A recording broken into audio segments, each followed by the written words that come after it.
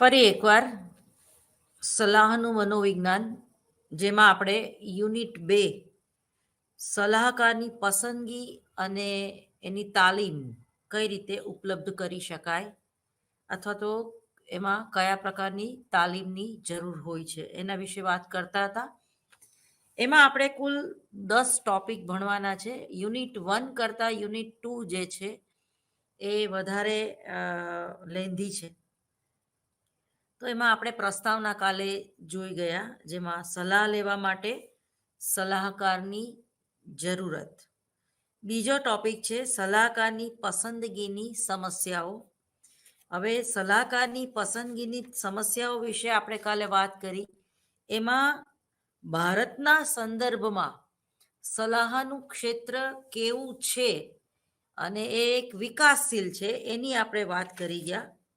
અને એના પછીનો જે ટોપિક છે એ આપણે આજે ભણશું. કાલે થોડીક શરૂઆત થઈ ગઈ હતી. એ ત્રીજો ટોપિક છે એ છે સલાહકારોની પસંદગીની સમસ્યાઓ.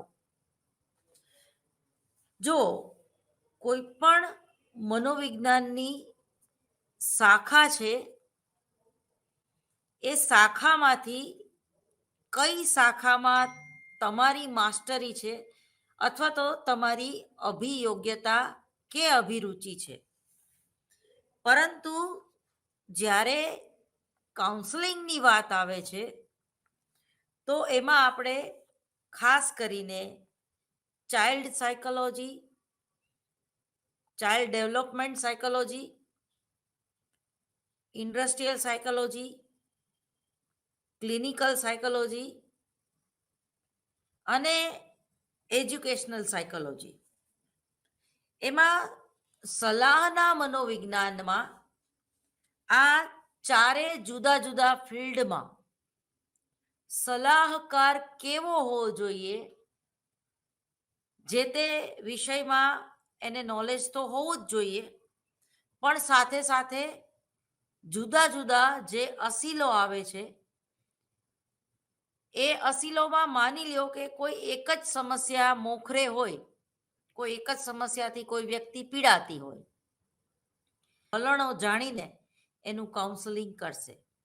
કારણ કે આપણે શરૂઆતમાં યુનિટ 1માં જ્યારે સલાહ મનોવિજ્ઞાન એટલે શું એની વાત કરતા હતા, તો એ મેં તમને સરસ મજાનું ઉદાહરણ આપીને સમજાવેલું કે અહીંયા જે તે સલાહકાર છે એને અસીલ ઉપર હાવી નથી થઈ જવાનું, અસીલ ઉપર પોતાના વિચારો થોપી નથી બેસાડવાના, અસીલનો જે અનુભવ છે, એની જે સમસ્યા છે એ સમસ્યાના મૂળ સુધી જઈને અસીલને એક માર્ગદર્શન પૂરું પાડવાનું છે, જેમાં વિવેક બુદ્ધિનો ઉપયોગ કરીને. મેં તમને એક સરસ મજાનું ઉદાહરણ આપ્યું હતું કે જ્યારે તમે ડ્રાઇવિંગ શીખવા માટે જાઓ છો તો ડ્રાઇવિંગ સીટ ઉપર તમને જ બેસાડવામાં આવે છે.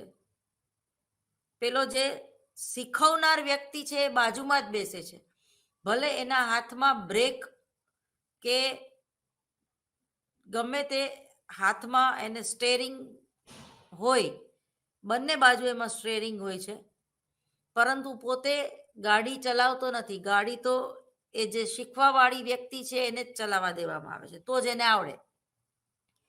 તો અહીંયા પણ સલાહકાર છે એણે ડ્રાઇવિંગ સીટ ઉપર બેસી જવાનું નથી.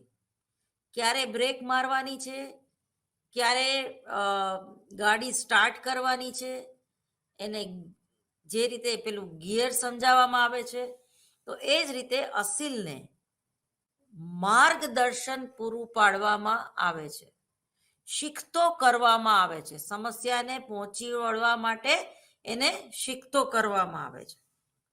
એ જ રીતે એને અરીસો દેખાડવામાં આવે છે કે તું તારી જાતને જજ કર.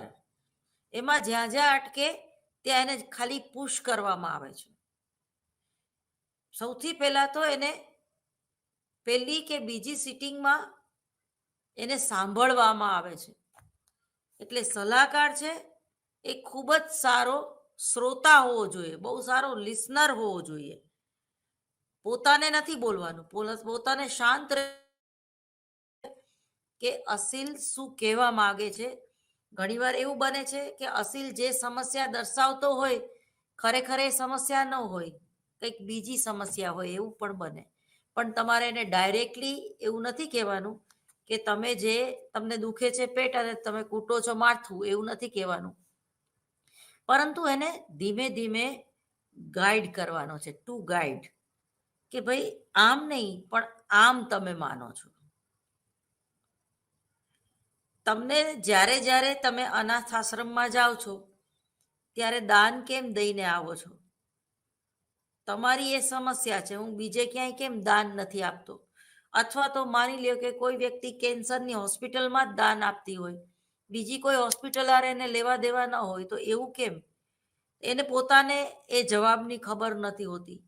પરંતુ જ્યારે એ કોઈ સલાહકાર પાસે જાય છે તો વાત વાતમાં એ કહે છે કે હે મેડમ આવું કેવું કે હું કોઈ પણ કેન્સર હોસ્પિટલમાં જાઉં તો જ મને દાન કરવાનું મન થાય, અથવા તો જ હું નિરાશ થઈ જાઉં છું, તો જ હું હતાશ થઈ જાઉં છું અને હું એ લોકોને જોઈ નથી શકતી. આમ તો હું બહુ સ્ટ્રોંગ છું, પણ જ્યારે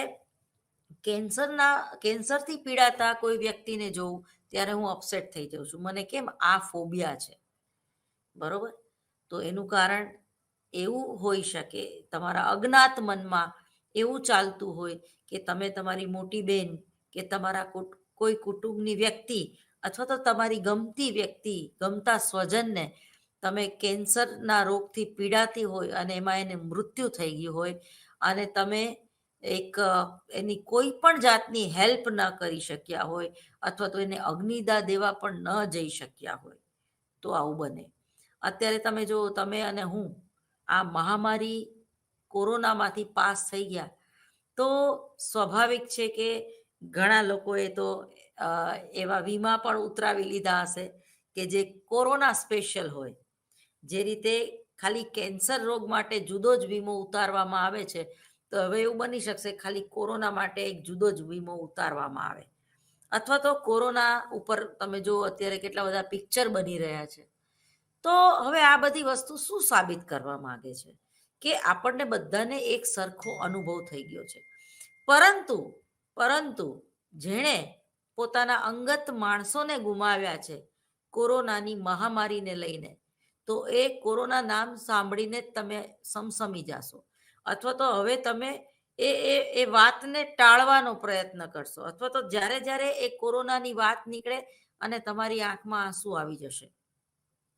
તો ટૂંકમાં આપણે જ્યારે વ્યક્તિગત રીતે કોઈ વાતને કનેક્ટ હોઈએ છીએ ત્યારે આપણે વધારે પડતા અપસેટ થતા હોઈએ છીએ. તો સલાહકારની જે પસંદગીની સમસ્યાઓ છે, તો એ ફિલ્ડ અથવા તો ક્ષેત્રને લઈને સમસ્યાઓ છે. સલાહ અને અન્ય વ્યવસાયિક ક્ષેત્ર જેવું જ એક ક્ષેત્ર છે, એ છે સલાહની પસંદગીની સમસ્યાઓ.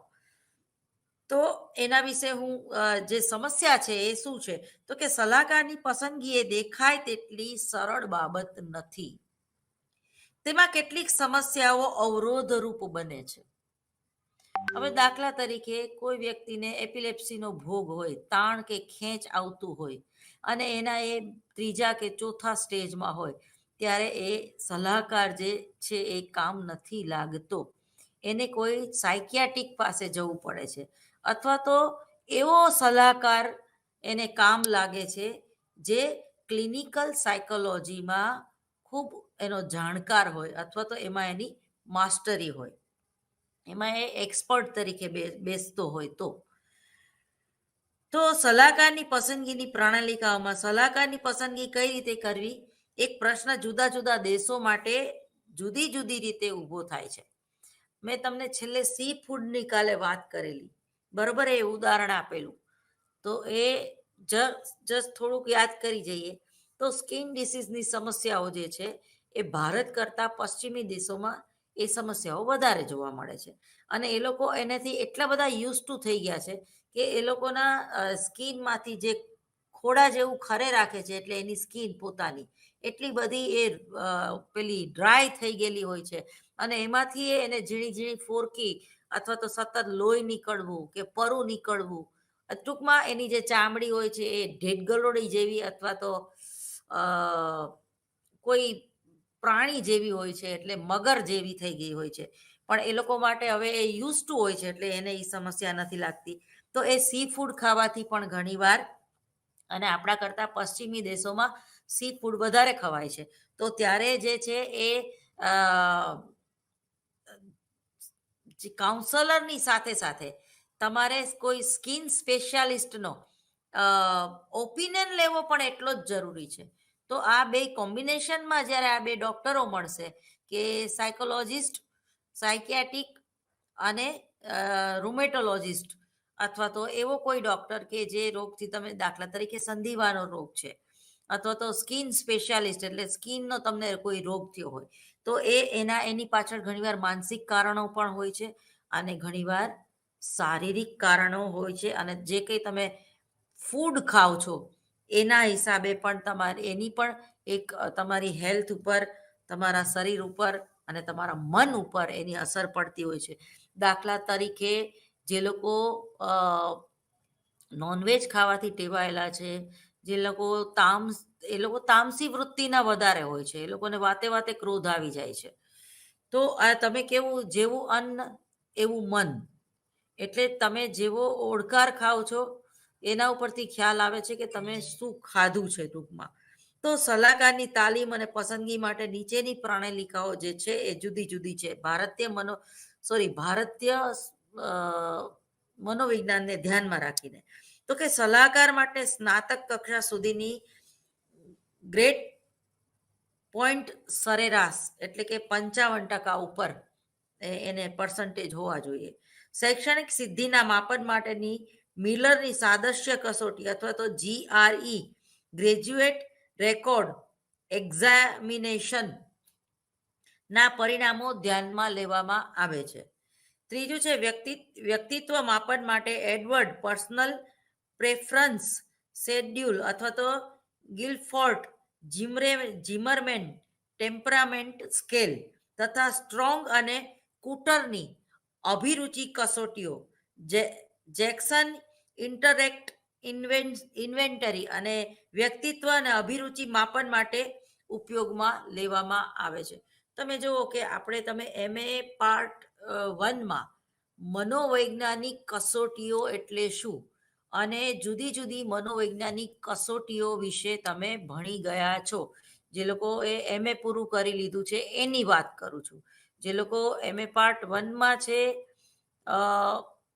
એ લોકોને મનોવૈજ્ઞાનિક કસોટીઓ, જેમાં તમે વ્યક્તિત્વ માપન કસોટીઓ, કોઈ પણ મનોવૈજ્ઞાનિક કસોટીઓ કેવી હોય છે, તો કે વ્યક્તિત્વનું માપન કરે એવી હોય છે.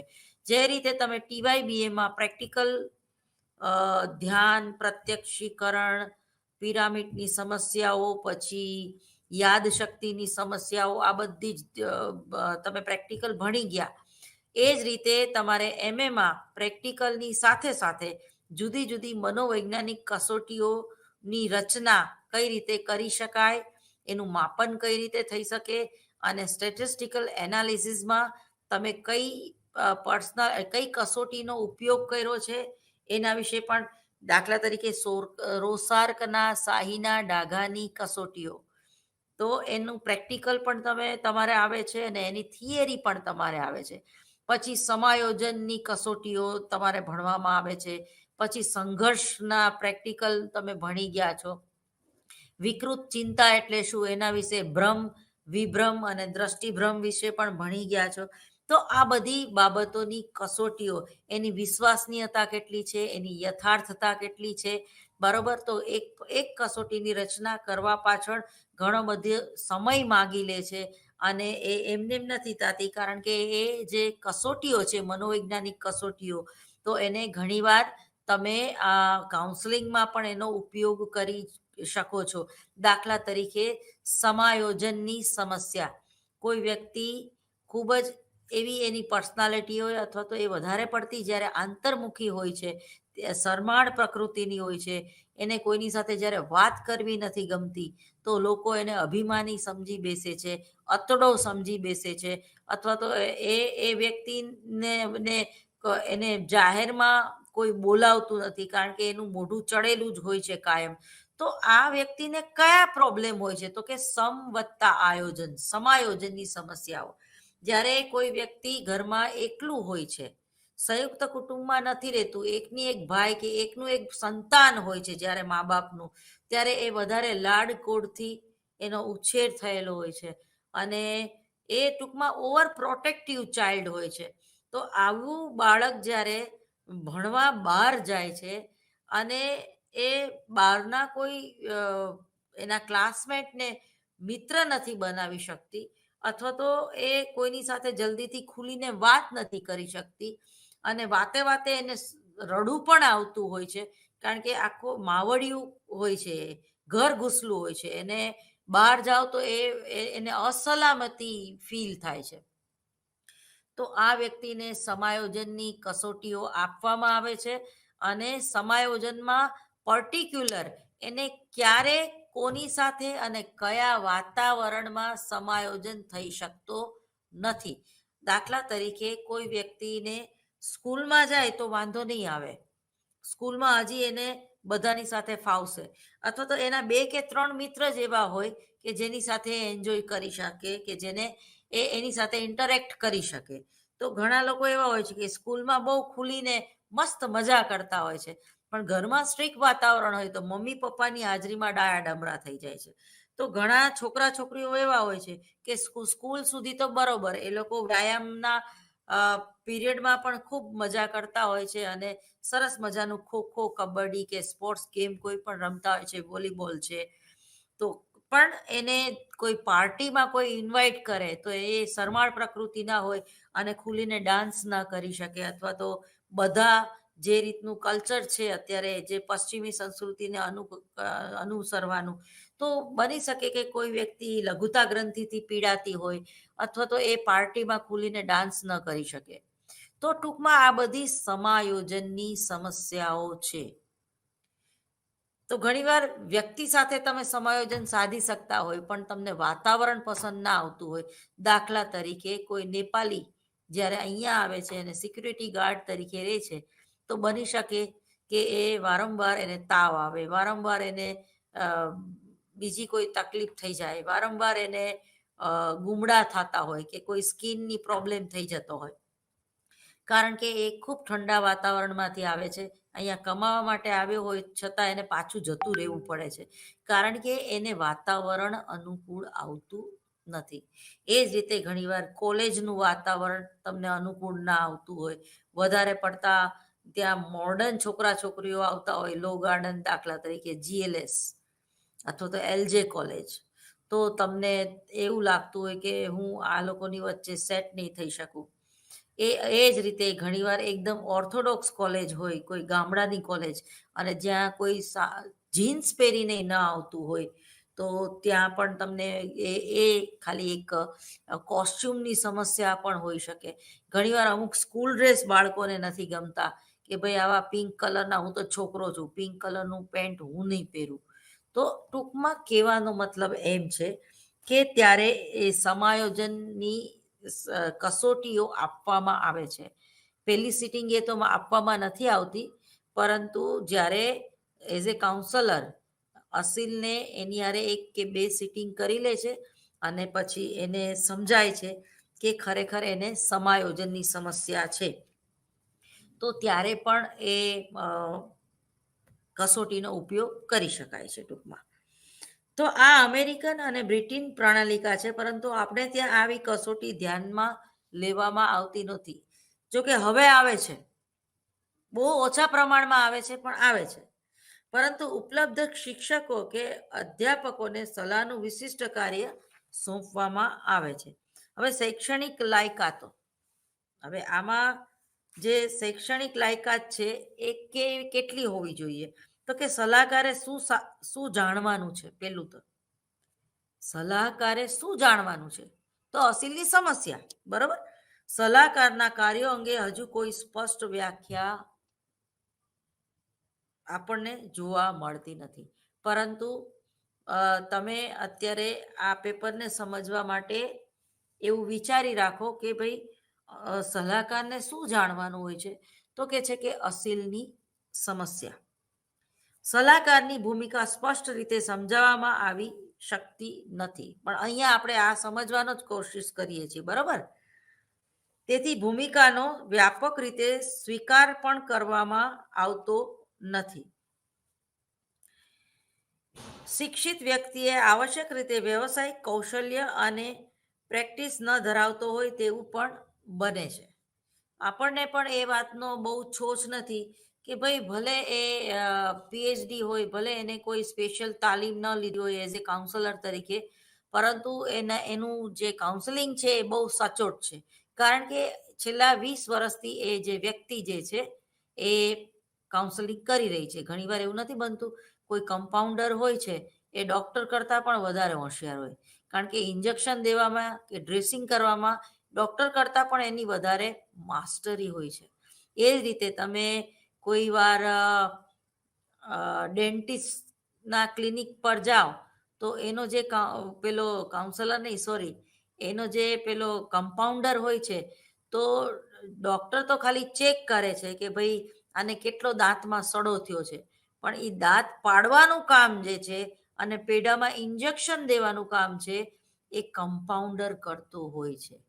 એ જ રીતે જે લોકો લેબમાં કામ કરે છે, બ્લડ બેંકમાં કામ કરે છે, તો એ લોકો તમે જુઓ કે એ લોકો જે નર્સ હોય છે તો એ લોકોના હાથ એકદમ ફોરા હોય છે. તમને ઇન્જેક્શન મારીને તમારું લોહી કાઢી લે, ડાયાબિટીસ ચેક કરવા માટે તમને ખબર નથી પડતી. તો તમે એવા સોશિયલ મીડિયામાં વિડીયો પણ તમે જોવો છે કે કોઈ ડૉક્ટર જે છે એ જોકરની જેમ નાચતા નાચતા બાળકને રમાડતા રમાડતા ફટ કરતું ઇન્જેક્શન મારી દે છે, અને બાળક તો પેલા ડૉક્ટરને જ જોતું રહે છે, જરાક મોઢું બગાડે છે, અને એને ખરેખર કંઈ ખબર જ નથી પડતી કે આ સાલું શું થઈ ગયું મારી હારે. અને પછી એ પ્રક્રિયા પૂરી થાય છે પછી ઘણીવાર બાળકને બિચારાને લાઇટ થાય છે કે મને તો ઇન્જેક્શન મારી દીધું આને.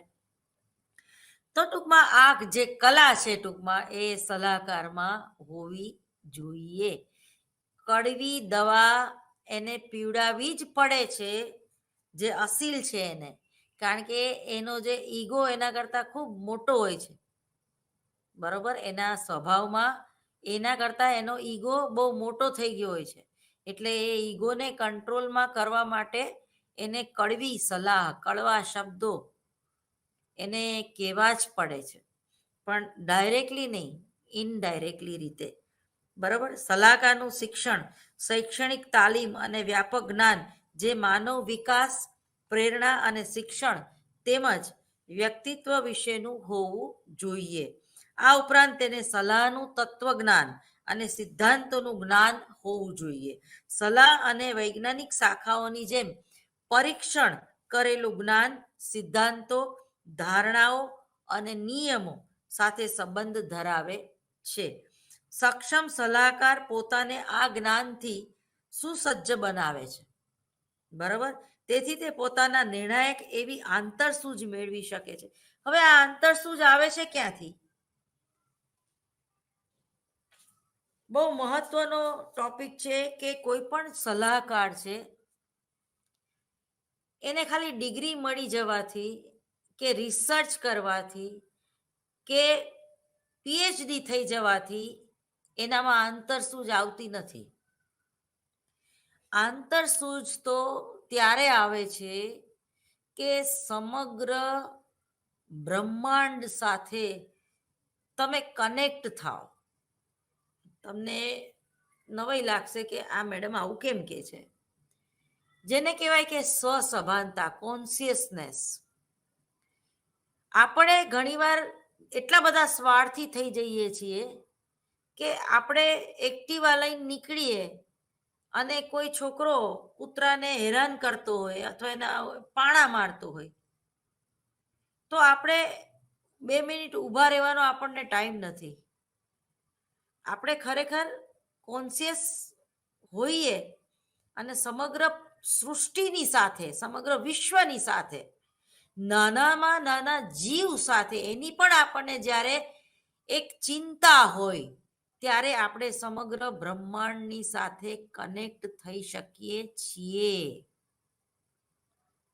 તો કમસે કમ એ બાળકને તમે કહો કે શા માટે તું એ બિચારા મૂંગા પ્રાણીને, ગલુડિયાને હેરાન કરસ, શા માટે એના ઉપર પથરા ફેંકસ, કે શા માટે આવી શિયાળાની ઠંડીમાં તું એના ઉપર પાણી રેડસ. પણ આપણે આપણી ધૂનમાં હોઈએ છીએ. મારે જલ્દી મંદિર જવાનું છે, આજે ગણેશ ચતુર્થી છે, આજે મહાદેવને ફટાફટ પાણીનો લોટો રેડીને પાછું આવી જવાનું છે. હવે એ ઈશ્વર તમને દર્શન ના આપે, એનું ફળ તમને ના મળે, કારણ કે તમે સમગ્ર બ્રહ્માંડની સાથે કનેક્ટ નથી. તમે તમારા દરવાજાની બહાર નીકળો, કોઈ વ્યક્તિ તમારી હેલ્પ માગે છે કે પ્લીઝ હેલ્પ મી, મને આ એક્ટિવા અહીંયાથી અહીંયા મૂકવામાં હેલ્પ કરને, અને તમે ના પાડો છો, તો ત્યાંથી તમે ઈશ્વરથી કનેક્ટ નથી થતા. પછી જરાક આગળ જાઓ છો અને આ રીતના કોઈ બાળક ગલુડિયાને હેરાન કરતું હોય અને એ તમે જોવો છો અને તમે તમારી ઉતાવળમાં જોયું ન જોયું કરી નાખો છો. પછી રોંગ સાઈડથી કોક આવે છે અને તમારે બ્રેક મારવી પડે છે તમારા એક્ટિવાને, અને તમારાથી અપશબ્દો જે બોલાઈ જાય છે, અને પછી તમે માંડ માંડ આવી 4-5 ઘટનાઓ પછી જે મંદિરે પહોંચો છો, તો હવે તમે તમારી જાતને પૂછો કે એ પાણીનો લોટો રેડશો, કે આજે ગણેશ ચતુર્થી છે અને એ લાડવો તમે ભગવાનને પ્રસાદમાં આપશો, કે જે કંઈ તમે એ ભાવથી ગયા હોય એ ભાવ સાથે તમે કનેક્ટ થઈ શકશો? થવા જશો તોય નહીં થઈ શકો, કારણ કે સમગ્ર બ્રહ્માંડ સાથે કનેક્ટ થવું પડે તમારે. જો એ 3 વસ્તુ તમે કરીને આવ્યા હોત, રસ્તામાં તમે જે જોયું એમાં તમારું કંઈક યોગદાન આપીને આવ્યા હોત, તમારામાં એ સ્વાર્થી વૃત્તિ ના હોત કે મારે તો ઈશ્વરના દર્શન કરીને પાછા આવવા, કારણ કે આજે ગણેશ ચોથ છે, આજે મેં ઉપવાસ કર્યો છે એટલે, તો એ તો સ્વાર્થી વૃત્તિ થઈ. તમે ભીખ માંગવા ગયા છો કે ભગવાન મને IELTS ની એક્ઝામમાં પાસ કરી દેજે ને, ભગવાન મને નોકરી આપી દેજે ને, ભગવાન મને કેસમાં મારો જે ચાલે છે એમાં મારી ફેવરમાં જજમેન્ટ આપી દેજે ને. કોઈ મતલબ નથી, તમે ભિખારી થઈને ગયા છો. સહજ રીતે જાઓ. ભગવાનને તમે લાડવો નહીં ધરો તો ચાલશે, ભગવાનના ડબ્બામાં 10 રૂપિયા નહીં ધરો તો ચાલશે, પણ એ ગલુડિયાને તમે લૂછ્યું પાણીથી, બિચારું ઠરતું તું, એના ઉપર કોથળો મૂક્યો, એને ગરમ ગરમ શીરો ખવડાવો જે કૂતરી વિયાણી છે એને, તમારા ઘરની આજુબાજુ કોઈ દુખી હોય તો એમાં તમારું યોગદાન શું? તમારી આજુબાજુ જે ઝાડવા વાવેલા છે સોસાયટીમાં એ સુકાઈ જવા આવ્યા છે, એને પાણી પીવડાવવાનો કોઈને ટાઈમ નથી, સિક્યુરિટી વાળો રજા ઉપર છે, તો તમે તમારો અહમ એક બાજુ મૂકીને એ તમારી સોસાયટીના ઝાડવાને પાણી પાયું, તમે કોઈ સુલભ શૌચાલયનો ઉપયોગ કર્યો અને એ ગંદકી તમે એમને એમ રાખીને ગયા, તમારા પછીની વ્યક્તિ એ ગંદકી જોઈને દુઃખી થશે, તો તમે કેવી રીતે બ્રહ્માંડની સાથે પોઝિટિવલી કનેક્ટ થઈ શકો? સ્વસભાનતા. આવી નાની નાની વાતને ધ્યાનમાં રાખો ને. દાખલા તરીકે કોઈ પાનની પિચકારીઓ નહીં મારવાની, ગમે ત્યાં થમ્સઅપ નું ડબલું નહીં નાખવાનું પીને, કચરો ગમે ત્યાં નહીં નાખવાનો. આ બિચારા સવારમાં મ્યુનિસિપાલિટી વાળા હવે તો રિક્ષા ઉપર માઇકમાં બોલે છે, તમે જો ગીત એના માટે કેટલો ખર્ચો કરે બિચારા, ચોખ્ખાઈ માટે, સ્વચ્છતા અભિયાન માટે, તો પણ આપણે એ વસ્તુને સમજતા નથી. મંદિર જવાનો કોઈ મતલબ નથી, પૂજા કરવાનો કોઈ મતલબ નથી. મન, વચન અને કર્મથી જ્યારે તમે પોઝિટિવલી આગળ વધો છો ત્યારે તમને એ પેલું છે ને ઓમ શાંતિ ઓમ નો ડાયલોગ, સારી કાયનાત तुम्हारे साथ जुड़ जाती है. ઓર એ જે આપણે કામ કે આપણા જે ધાર્યા નિર્ણય હોય છે એ આપણા પૂરા થાય છે. પરંતુ એની સાથે એ કરવા માટે એઝ એ કાઉન્સલરે એને સતત જાગૃત રહેવું પડે છે. એને નવા નવા રિસર્ચો વાંચવા પડે છે, નવી નવી સમસ્યાઓ વિશે જાણવું પડે છે. એનું એનું જનરલ નોલેજ એટલે કે એનું જીકે જે હોય છે એ પાવરફુલ હોવું જોઈએ છે. બરોબર, એને કોઈ પણ વસ્તુનું સુગ ના હોવું જોઈએ. કોણ બનેગા કરોડપતિમાંથી પણ નોલેજ મળે છે અને બિગ બોસ જોવાથી પણ નોલેજ મળે છે. તમે જો પેલો જે છે બિગ બોસમાં કેટલો સારો કાઉન્સલર છે, એની બેન જે છે એ બહારથી અત્યારે આવી તો એ પણ બહુ સારી કાઉન્સલર છે. પેલો ડાયરેક્ટર નામ કેમ ભૂલી ગઈ હું. તો કહેવાનો મતલબ એમ છે કે જ્યારે તમારામાં જે સ્કિલ ઈશ્વરે તમને આપેલી છે આંતરસૂઝની, માની લ્યો સર્જનાત્મકતાની, તો એ સર્જનાત્મકતાનો તમે કોઈ પણ સ્વાર્થ વગર અનકન્ડિશનલ લવ, કોઈ પણ જાતની અપેક્ષા વગર જ્યારે તમે કોઈની સેવા કરો છો, કોઈને મદદરૂપ થાવ છો. પેલી જાહેરાત કેટલી સરસ આવે છે કે એક હોસ્પિટલ હોય છે અને એક લેડી જે છે એ થર્મસમાં ચા લઈને ત્યાં રોજ બેસવા જાય છે અને કોઈ આ રીતના એકલું પડી ગયું હોય દર્દીની સાથે અને એને સરસ મજાની ચા આપે છે અને પછી એમ કે છે કે ભાઈ મારું ઘર સામે જ છે. તો કે તમારા કોઈ હોસ્પિટલમાં દાખલ નથી થયા? તો કે ના, પણ હું ટૂંકમાં એને પોતાને એકલતા ન લાગે અને એનો એક ભાવ છે કે ભાઈ હું એકલી બોર થઉં અને ગામની પંચાયત કરે રાખું એના કરતાં બેટર છે કે મારી સામે હોસ્પિટલ છે, કમસે કમ એ હોસ્પિટલમાં જે દાખલ થાય છે એની સાથે જે છે એના દીકરા દીકરીઓ એને સરસ મજાની ચા પીવડાવું. અને તો આ જે આખી વાત છે તે એ નિસ્બત જે છે એમાં એની સાથે આપણે લેવા દેવા હોવા જોઈએ. એ આપણા વ્યક્તિગત ગુણ લક્ષણો છે. એ પછી આવે છે વ્યક્તિગત ગુણ લક્ષણો. જો હજી હું બોલી અને એ વ્યક્તિગત ગુણ લક્ષણો સાથે જ આપણે જઈ રહ્યા છીએ. તો એના પેટા વિભાગમાં જે સલાહકારની પસંદગીની પ્રણાલિકાઓ છે એમાં બીજું છે શૈક્ષણિક લાયકાત, જેના વિશે આપણે જોઈ ગયા. હવે ત્રીજું છે, આમ તો મેં શરૂ કરી દીધું બોલવામાં. કેટલાક વ્યક્તિગત ગુણ લક્ષણો અસરકારક સલાહકાર માટે છે. તેમાં સૌથી વધુ અગત્યનું ગુણ લક્ષણ છે રોલો. મેં અન્ય 1885 દ્વારા દર્શાવ્યું છે. તેમના મતે સલાહકારનું કામ સલાહાર્થીને ઈજા પર મલમ પટ્ટો લગાડવાનું છે. દાખલા તરીકે કોઈ વ્યક્તિ એવી હોય ને કે કોઈ બે બેનપણી હોય, માની લો કે એક બેનપણી કે હાય હાય મારે તો છે ને કાલે મારું એક્સિડન્ટ થઈ ગયું. હાય હાય, લે તારું એક્સિડન્ટ થયું, હારું થયું તારા હાથ પગ નો ભાંગી ગયા, હે ખાલી છોલાનું જ ને, હાય હાય. હવે એ ખરેખર એ આપણને ઉશ્કેરે છે, આપણને રોવડાવવાની કોશિશ કરે છે. કોઈ વ્યક્તિ નું મૃત્યુ થઈ ગયું હોય તો એ બેસણામાં આવે તો જોરથી રડવા માંડે, છાતી ટીપવા, કેમ કરીને મરી ગયા. અરે ભાઈ, તારે એને તું આશ્વાસન દેવા માટે આવ્યો છું કે તું એને વધારે રોવડાવવા માટે આવ્યો છું? પેલા એ નક્કી કરી લે. તો કાઉન્સલરમાં તો આવું જરાય ન હોવું જોઈએ. કમ્પાઉન્ડરમાં કે કોઈ નર્સમાં આવું ન હોવું જોઈએ. કોઈ વ્યક્તિનું આખું ચામડું ચીરાઈ ગયું હોય અને કોઈ નર્સ કે અંદરમાં ડોક્ટર હાથી કરીને હતા, એની અટક હાથી હતી, પોતે હાથી જેવા નહોતા, પણ એને ધરતીકંપની એટલી બધી બીક લાગી કે એને ત્રીજે માળેથી નીચે પડતું મૂક્યું અને એ બિચારા મરી ગયા. એટલે જ્યારે તમે વધારે પડતી બીક રાખો છો ત્યારે પણ એઝ એ સારા કાઉન્સલર તમે પરફોર્મન્સ આપી શકતા નથી. એટલે તમારામાં કયો ગુણ છે? તમારામાં સેવાનો ગુણ હોવો જોઈએ. બીજું કે તમને કોઈ વસ્તુનું સુગ ના હોવું જોઈએ. ત્રીજું કે તમારામાં ખૂબ જ ધીરજ હોવી જોઈએ. તો આ જે બધી બાબત છે જે આગળ લક્ષણો આવતા જશે એ પ્રમાણે હું તમને એના વિશે વાત કરીશ. આગળ વાંચું છું. તો સૌથી વધુ અસરકારક મદદ કરતા એવો સલાહકાર હોય છે કે જે વ્યક્તિગત અને વૈજ્ઞાનિક વિભાગોનું સંકલન કરી શકે. એનામાં વિશિષ્ટ જ્ઞાન હોવું જોઈએ. વી વત્તા જ્ઞાન એટલે કે વિશિષ્ટ જ્ઞાન. અને એના જે અનુભવ છે અસીલ પ્રત્યેના, તો એમાં અસીલ પ્રત્યે એને ક્રૂરતા ન હોવી જોઈએ, એક સહાનુભૂતિ હોવી જોઈએ.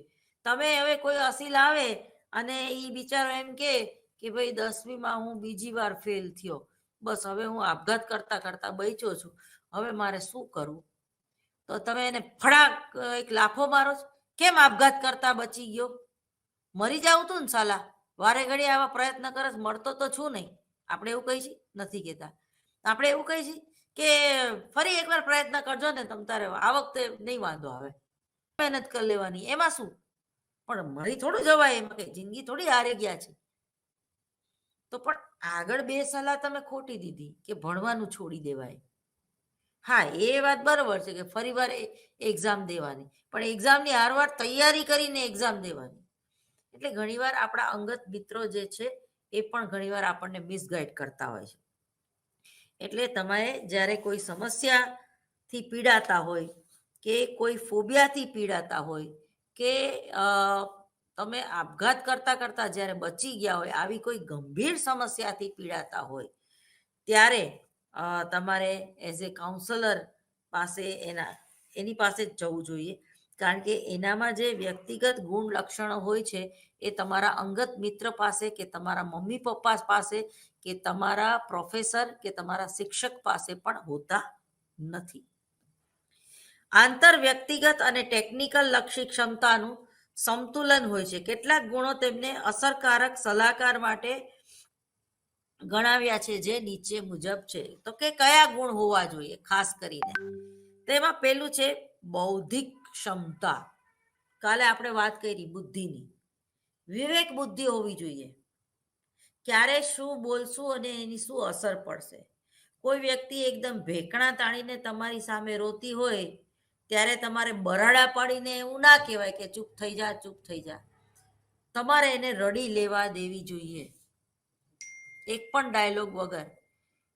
એ જોશથી રોતી હોય, ધીમેથી રોતી હોય કે ધ્રુસકા ભરતી હોય, કે એના આંખમાંથી આંસુ પણ નીચે ન ઉતરતું હોય પણ એ રડું રડું થઈ રહી હોય, તો ક્યાંય તમારે એને સ્પર્શ કરવાની જરૂર નથી, એના માથે હાથ મૂકવાની એ જરૂર નથી. એને રડી લેવા દો.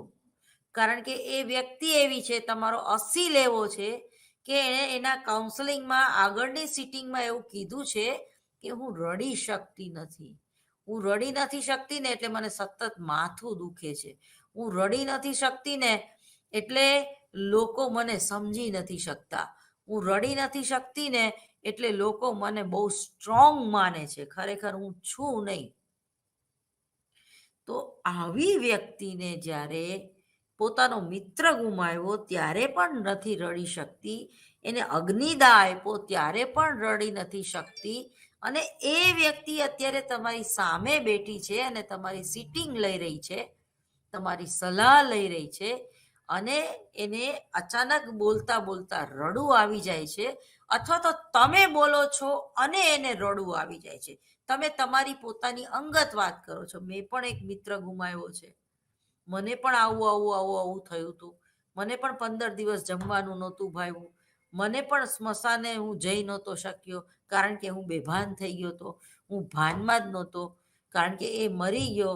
એ મને કંઈ હું અવાક થઈ ગયો હતો. એ ન્યૂઝ સાંભળીને જ મારા પરસેવા છૂટી ગયા હતા. તમે જ્યારે આવી વાત અથવા તો એક સ્ટોરી બનાવીને એને કહો છો અને એકદમ એ સામેનો જે અસીલ છે એ ધ્રુસકે ને ધ્રુસકે રડવા માંડે, ત્યારે તમારે એને છાનો રાખવાની જરૂર નથી.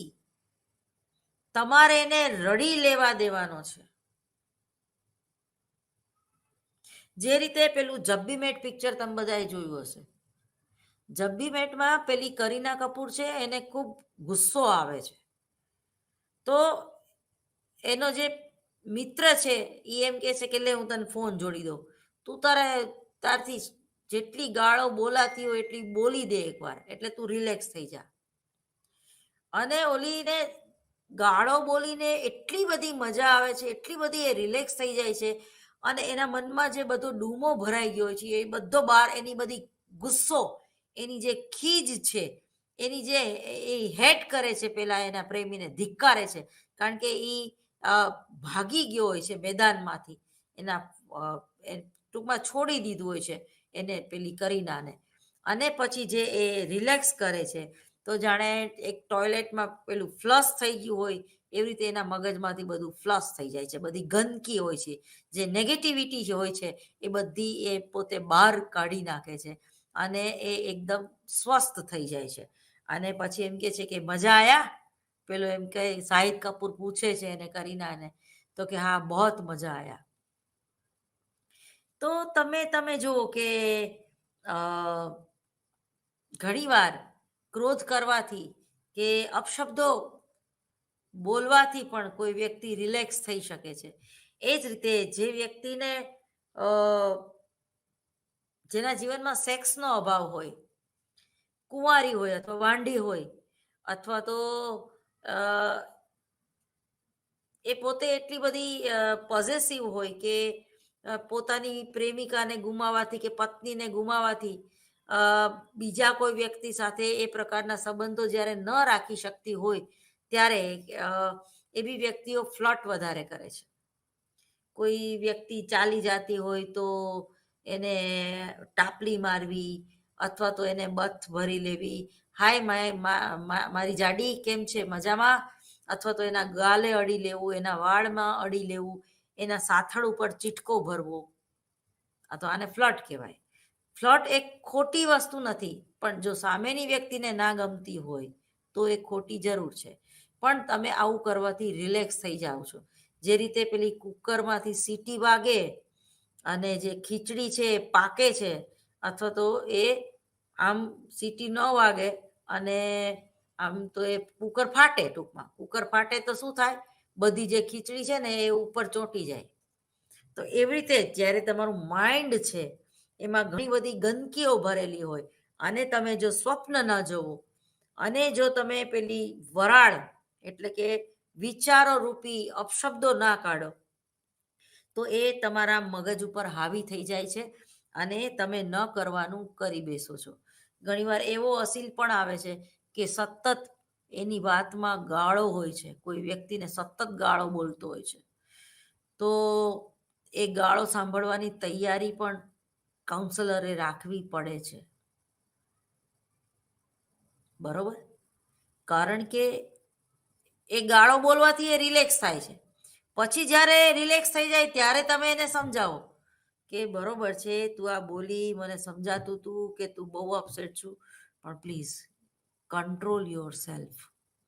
તમે જે ગાળો બોલો ને એ તમારી ઇમ્પ્રેશન સારી ન પડે, અને ગાળો બોલવાથી એનો જે વાંક છે ને એ ઢંકાઈ જશે. તારો મુદ્દો સાચો હતો, પણ તું ગાળ બોલીને એટલે લોકો તને સમજી નથી શકતા, કારણ કે તું બરડા પાડીને જે બોલવા માંડે છે ને, એટલે તારું સત્ય જે છે ને એ ઢંકાઈ જાય છે. ઘણા લોકો બહુ કડવા ઝેર જેવા હોય, બરોબર, તો એ લોકો એને સાંભળે જ નહીં, કારણ કે એટલું બધું એનામાં કડવાશ હોય ને કે લોકો એને સાંભળી જ ન શકે. કડવું કડિયાતું તમે પી ના શકો, બરોબર. તો એ જ રીતે કોઈ વ્યક્તિ હોય સાચી, એની વાત દરેક સાચી હોય, એના મુદ્દા બરોબર સાચા હોય, અને એ બહુ તટસ્થ હોય, પણ એની વાણી, એની ભાષા, એના અપશબ્દો એ વ્યક્તિને પાછી પાડી દે છે. તો અહીંયા જે છે એ કાઉન્સલરના સલાહકાર જે છે એનામાં કયા પ્રકારના ગુણ હોવા જોઈએ? તો આમાં કુલ 6 પ્રકારના ગુણ છે. પેલું છે બૌદ્ધિક ક્ષમતા, બીજું છે ઉષ્મા. ઉષ્મા એટલે કે ઇમોશનલ ઇન્ટેલિજન્સી, એટલે કે તમારા જે આવેગ છે એ સુસંકલિત, પ્રતિબદ્ધ હોવા જોઈએ. આવેગ એટલે ક્રોધનો આવેગ એ હોય અને પ્રેમનો આવેગ એ હોય, પણ તમને બેલેન્સ કરતા આવડવું જોઈએ. બરોબર? તમે 50 વર્ષના હોય અને તમે બિગ બોસમાં તમે ભાગ લીધો હોય ઓલા સાલિનની જેમ, અને વાતે વાતે આમ કરે, તો એ બાલિશ વર્તન છે તમારું, એ બાળક જેવું વર્તન છે. પછી લોકો તમને એક કોમેડિયન તરીકે લે અને લોકો તમારી ઉપર હસે.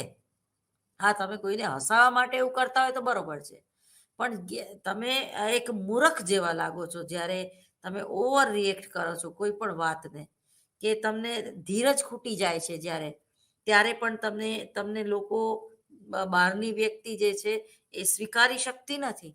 પણ તમારામાં મેચ્યોરિટી હશે, તમે તમારી બોડી લેંગ્વેજને પણ કંટ્રોલ કરી શકશો, તમને ખબર છે કે તમે શું કરી રહ્યા છો, તો એ ઉષ્મા એટલે કે પ્રેમ, લાગણી, મમત્વ, ક્ષમા, તો આ ઉષ્માભર્યા શબ્દો પણ તમે જ્યારે બોલી શકો છો, ઉષ્માભર્યું સ્પર્શ જ્યારે, એ સ્પર્શમાં કોઈ ગંદકી ના હોય, એમાં આશીર્વાદ હોય, એમાં સહાનુભૂતિ હોય, એમાં વાત્સલ્ય હોય, તો એવા ઉષ્માભર્યા સ્પર્શ ખૂબ જરૂરી છે.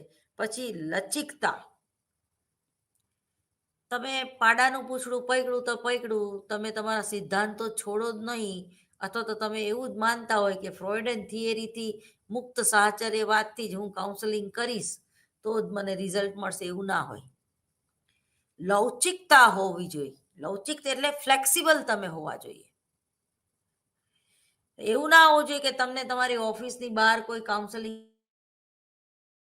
આવી શકવાની પેલી ઓલામાં ના હોય, મૂડમાં, અને તમારે એના ઘરે જવું પડે, તો આ ખુરશી ઉપર બેસું તો જ મારું કાઉન્સેલિંગ શરૂ થાય, તો જ શબ્દો નીકળે, એવું ના હોય. વાતાવરણ, પરિસ્થિતિ અને વ્યક્તિઓ બદલાતા તમે બદલાઈ નથી જતા. તમારા જે ગુણ લક્ષણો છે એ તમારે એ રીતે ખીલવવાના હોય છે કે કોઈ પણ સંજોગોમાં તમારું જે સાયુજ્ય સ્થાપન છે અને તમે જે રીતે એને કનેક્ટ થવાના છો, એ કનેક્ટ તમે થઈને જ રહેશો. એમાં તમારી ઓફિસમાં તમે બેઠા હોય તો જ કનેક્ટ થઈ શકો, એવું ના હોય. બરોબર? તો લવચિકતા હોય, તમારા વિચારોમાં પણ લવચિકતા હોવી જોઈએ. દાખલા તરીકે તમારો જે અસીલ છે એ માની લ્યો કે નોનવેજ ખાતો હોય અને તમે નોનવેજ ના ખાતા હોય, અને એની વાતમાં એમ બોલે કે ભાઈ હું નોનવેજ ખાઈને આવ્યો છું, તો તમારું મોઢું જરાય બગડવું ના જોઈએ. તો આ જે બધી વાત છે, એ બધી વાત એઝ એ કાઉન્સલર તરીકે એનામાં ઉષ્માભર્યા સંબંધો પણ હોવા જોઈએ, એનામાં લવચિકતા હોવી જોઈએ. પછી સમર્થન, એને સમર્થન આપતા આવડવું જોઈએ. કોઈ પણ વાત છે તો એને જ્યારે એ સમર્થન આપે છે, એટલે કે પોઝિટિવ વેમાં એને આગળ કરવાની વાત છે, તો એ પણ એક કાઉન્સલરમાં એક સરસ મજાનો ગુણ હોવો જોઈએ. એ પછી છે શુભેચ્છાઓ. સરસ મજાનું તમે એને બુકે આપો, છેલ્લી સિટિંગમાં તમે છૂટા પડી જાઓ. જરૂરી નથી કે અસીલ જ તમને બુકે આપે. ઘણીવાર તમને પણ કોઈને આપીને એને એક શુભેચ્છાઓ આપો કે હવે પછીના જે સમય છે, હવે પછીનું જે જીવન છે, એમાં તારી આ બધી સમસ્યાઓ જે નથી, અથવા તો એ સમસ્યાઓ સોલ્વ થઈ ગઈ છે. હવે હું ઈચ્છું કે તમારે મારી પાસે એઝ એ અસીલ તરીકે ના આવવું પડે, તમે એક મિત્ર તરીકે મને મળો. તો આવી શુભેચ્છાઓ પણ તમે આપી શકો છો. અને છેલ્લું છે સ્વસભાનતા.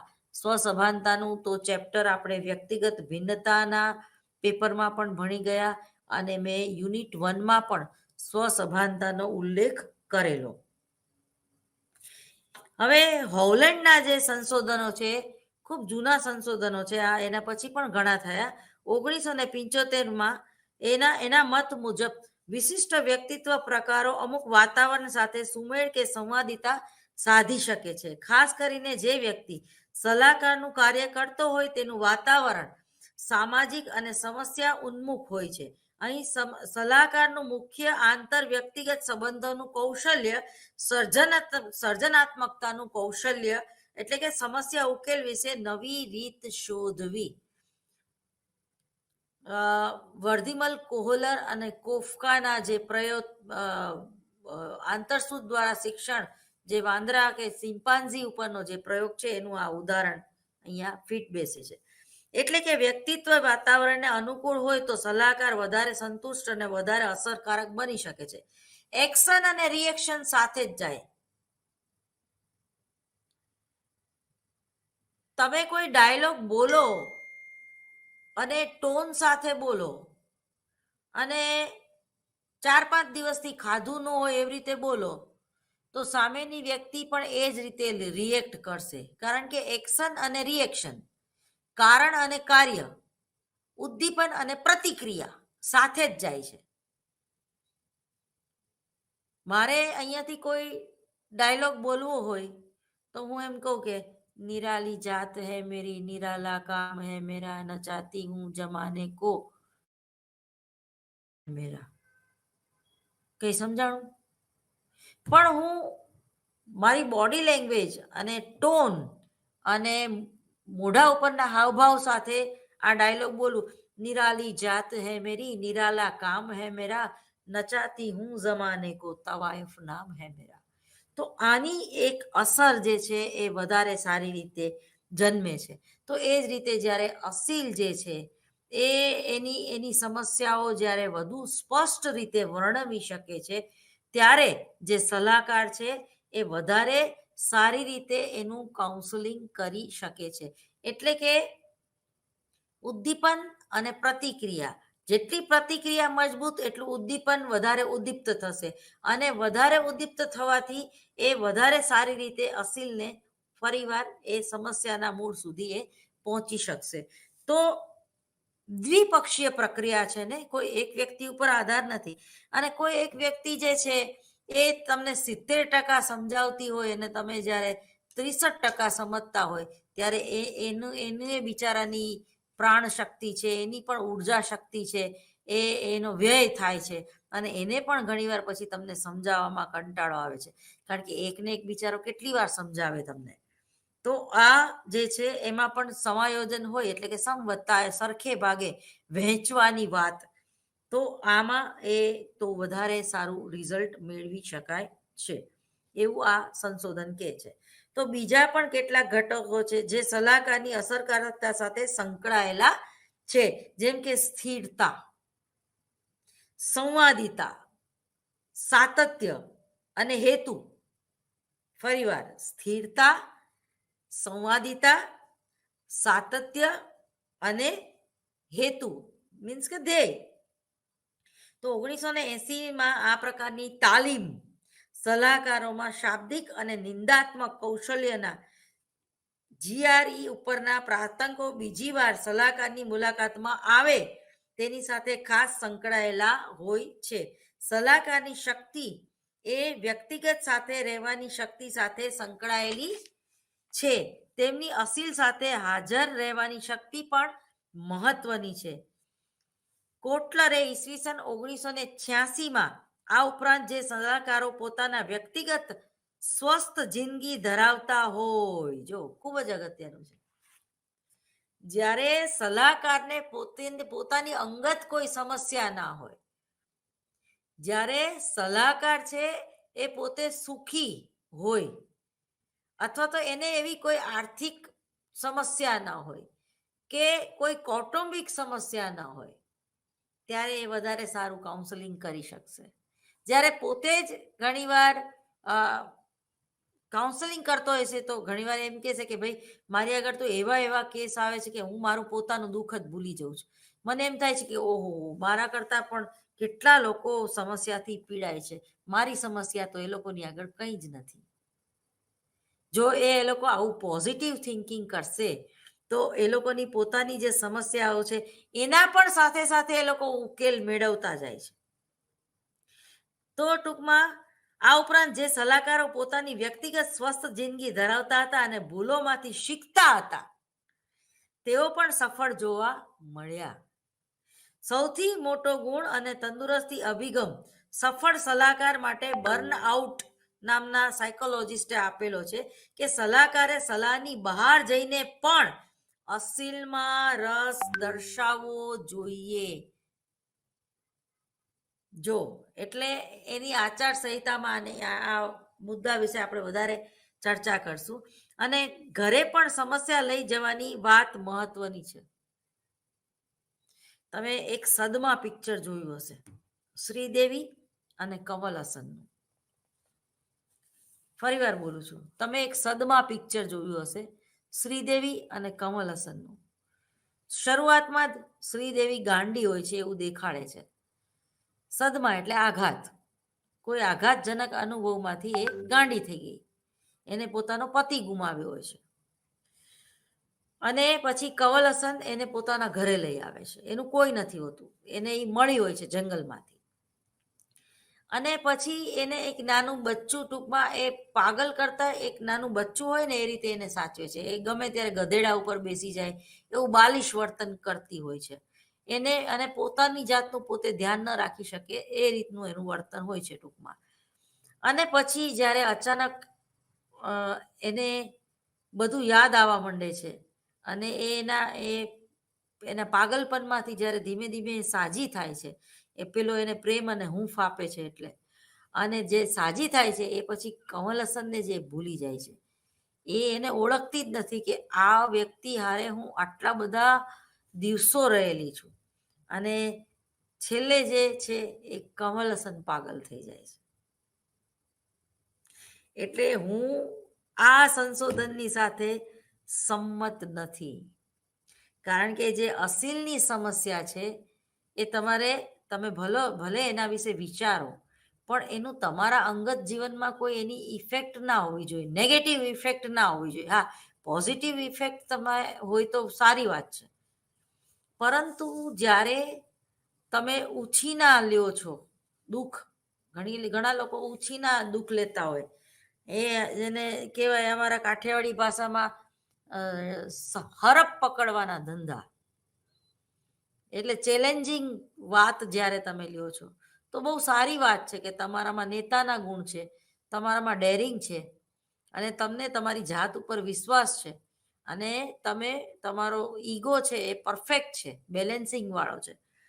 પરંતુ તમને જ્યારે તમારી પાસે ઇમોશનલ ઇન્ટેલિજન્સી નથી હોતી, તમે ઇમોશનલ એટલે ઇન્ટેલિજન્ટ નથી હોતા, એટલે ઇમોશનલ વધારે લાગણીશીલ હોવું એનો અર્થ નથી હો.